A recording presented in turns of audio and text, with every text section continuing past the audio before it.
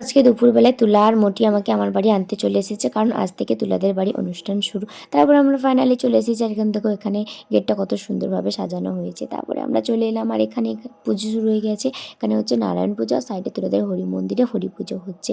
তারপরে আমরা একটু এখানে পুজো দেখছিলাম দাঁড়িয়ে দাঁড়িয়ে। আর এটা হচ্ছে আমি, তারপরে এটা দেখো হচ্ছে মোটি, এর নাম হচ্ছে শিউলি, আমরা একটু মজা করে ডাকি মোটি। তারপরে দেখো তুলা, তারপরে এখানে শুরু হয়ে গেছে ঘর তোলা।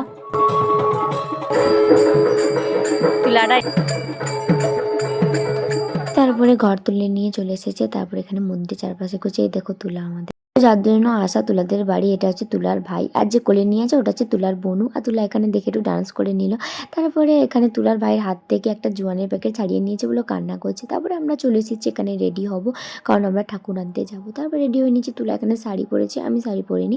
তারপরে আমরা তিলক কেটে নিয়েছি, তারপরে আমরা বেরিয়ে পড়ছি রাস্তায়। তুলা তো এখন থেকেই চিৎকার শুরু হয়ে গেছে। তুলাকে দেখো, এই যে মোটিকে দেখো, আমাকে দেখে নাও।